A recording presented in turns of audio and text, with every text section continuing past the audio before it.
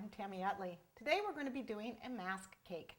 Some of the things we're going to use are some Rice Krispie Treats. You know, so I make my own. I just do a regular recipe. However, I do add extra Rice Krispies so it's nice and stiff.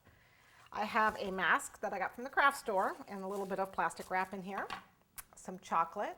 I have some colors. I have, we're doing green and silver, so I've got some super pearl. I've got a little bit of silver. This is called new silver. And a little holographic silver. And then I've got a super green. This is a luster dust. And I've got, this is a sour apple green. It's a real pretty bright green. And then this is a empress teal is what this is called, which is actually kind of a blue green. And then this is a rainbow sparkle. And then I've got some modeling tools. You really don't have to have these. I find the knife tool very helpful, but you can use a toothpick and just a regular knife will help you out. I have a ball tool and you know, any of these will be fine. I won't necessarily use them all, but they just help with my fat fingers.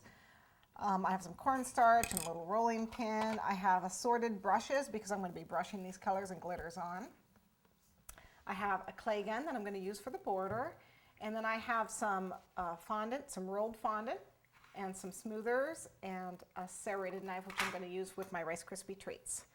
So let's see, was that everything? I think that's it. I also have a 14-inch cake that I've already crumb coated here. It's just a 14-inch round, and what I wanted was something that would fit the mask, and then extra, you know, extra room for what I'm going to do.